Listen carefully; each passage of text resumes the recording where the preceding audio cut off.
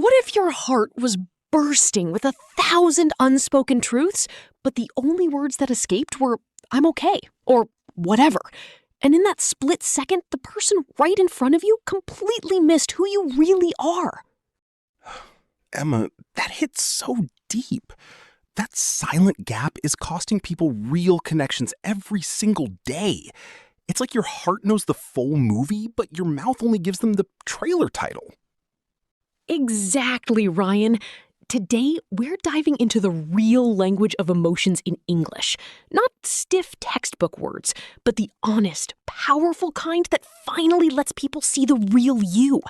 If you've ever walked away from a talk feeling more alone than when it started, or watched someone you love shut down because your words didn't match your heart, stay right here. By the end of this, you'll have a complete emotional toolkit that turns messy feelings into clear, healing conversations. And for all our English learners watching, this is going to be a game changer. We're not here to memorize lists. We're here to sound like the real you, calm, confident, and totally authentic. If you're finding this helpful already, hit that like button and subscribe so you never miss moments like this. Let's get real with a story. Imagine you're Sarah, this incredibly talented graphic designer on a global team. You've poured late nights, weekends, and every creative spark into a campaign that could change everything. Launch day comes, the client raves, and the credit quietly slides to someone else. Inside you, there's pride, resentment, exhaustion, and this quiet ache of being invisible. But when your boss asks, "How's it going?" all you manage is a flat, "Fine." I've been there, Emma. That single fine just buried an entire storm. So what's really happening when feelings feel too big to explain? Feelings are never simple, Ryan. They're layered, like a thunderstorm building over the ocean. One cloud of frustration hiding thunderbolts of hurt, flashes of fear, and raindrops of hope all at once. The problem isn't that we don't feel deeply. The problem is English sometimes feels like it only hands you 3 dull crayons when your heart is painting with every color imaginable. But here's the beautiful part. We can learn to speak in full color, right? Walk us through that first powerful shift. The biggest shift is learning to name feelings while they're still small enough to hold gently. Picture this in a romantic relationship. You've been carrying quiet loneliness, even while sitting right next to each other on the couch. The old version of you might snap. "You never pay attention to me anymore." Voice rising, words sharp. But the new confident version, you take a slow breath, look them in the eyes, and say softly with a calm but steady voice, Go on, say it the way it should sound. "I've been feeling really unseen lately, like we're in the same room but worlds apart. I miss feeling close to you." Wow. Notice how that gentle tone, that slight pause after lately, and that honest I instead of blame completely changes everything. It invites instead of attacks. Exactly. Now, let's take it to the family dinner table. Your parents keep dropping hints about settling down.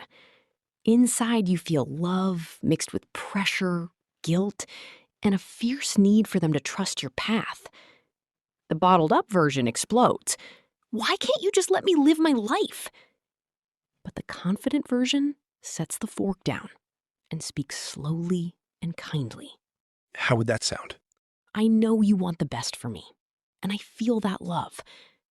But when the questions keep coming, it starts to feel like my choices aren't trusted. I need some space to figure this out on my own timeline."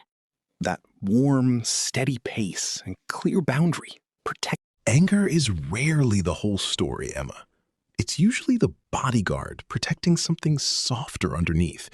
Maybe feeling unappreciated, scared of being left behind, or carrying years of invisible effort. Instead of letting it lash out, you pause, feel the heat in your chest, then choose words that reveal the truth. Right now, I'm feeling really frustrated because I worked so hard on this, and it feels like it went unnoticed. I need to know my effort matters. That calm delivery turns a potential fight into a real conversation. Lower the accusation, raise the clarity. Now, sometimes the hardest part is when someone tries to brush your feelings away. They say, "You're overthinking it," or "It's not that serious," in that light, dismissive tone. In that moment, you don't shrink or explode. You stay grounded and reply firmly, but not aggressively. What do you say? "I hear what you're saying, but this really did affect me deeply. I'm not asking you to fix it right now. I just need you to understand how it landed for me." That steady eye contact reclaims your right to feel without apology. And on the flip side, when someone trusts you enough to share their storm, you become the safe harbor. You don't jump to solutions. If they say, voice cracking, "I feel like I'm failing at everything lately," you respond softly with genuine warmth. "That sounds incredibly heavy to carry alone. Thank you for trusting me with this. I'm right here, listening." Or you gently ask, "Do you want me to just listen right now? Or would advice feel helpful?" That kind of response, delivered with soft eyes and no rush, makes them feel truly seen. But real confidence also means knowing when to protect your own heart. Not every person deserves the full story. How do you set boundaries with love and strength? You can say, "I care about you a lot, but I'm not in a place to talk about this right now. I need a little time." Or if things cross the line, voice steady and certain, "I'm happy to keep talking, but only if we stay respectful. I won't continue if it turns hurtful." That firm but kind delivery draws the line without closing the door forever. Hey everyone, if these ideas are already shifting how you see your next conversation, smash that like button right now and subscribe. Turn on notifications. Your future self will thank you. Because I promised a complete toolkit, let's step into what I call the emotional mastery phrasebook. These aren't just words, they're keys. Practice saying them out loud with the right tone. Start us off, Emma. What's the first one, and how should it sound? "I've been carrying a lot of quiet disappointment." Say it slowly, with a gentle sigh. It invites closeness instead of drama. Second one? "This situation left me feeling invisible, and that hurts more than I expected." Deliver it with soft vulnerability and a small pause after invisible, so the weight lands. Third? "I need a moment to process this before I respond." Spoken calmly, with steady eye contact, it shows strength, not weakness. Keep going. Fourth and fifth? "I feel a real disconnect right now, even though we're trying to connect." And fifth, "Your support means everything to me, and I wanted you to know how much this affected me." Said with genuine gratitude in your voice. Encouraging. 6th through 10th. Let's hear them all with the right feeling. 6th, I'm feeling overwhelmed by everything piling up, and I don't want to pretend I'm fine. Voice a little shaky is okay. That raw honesty builds trust. 7th, I appreciate you asking, but I'm not ready to open up about this yet. Spoken kindly but firmly.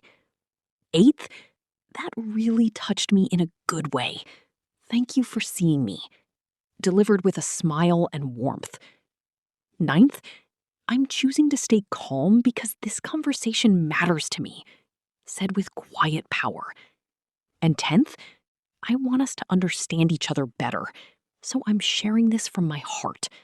Voice open, sincere, no rush. Practice these in the mirror. Record yourself. Feel the difference when your tone matches your truth. Drop a comment below with one feeling you've been struggling to express. Start with, "I've been feeling." Let's build a community of honest voices together. And if you're loving this, subscribe and share this video with one friend who needs better words for their heart too. So here's the truth you're taking with you. Your feelings were never the problem. The missing words and the missing tone were. But now you have both. Every time you choose honest English over silence or explosion, you're not just improving your language, You're healing your relationships, honoring your heart, and showing the world the real, beautiful, complicated you. Your emotions deserve to be heard. Your voice deserves to be clear. And the right words, spoken the right way, can turn loneliness into connection, confusion into closeness, and ordinary conversations into moments that matter forever. So go out there today and speak from the heart, boldly, kindly, confidently. If this video moved you, smash that like button. Subscribe for more life-changing English that actually matters. Comment your biggest takeaway below and share it with someone who needs to hear this too. You've got this. Your heart already knows the story. Now, the world gets to hear it in full color. Take care of your words and take care of the beautiful heart behind them. We'll see you in the next video.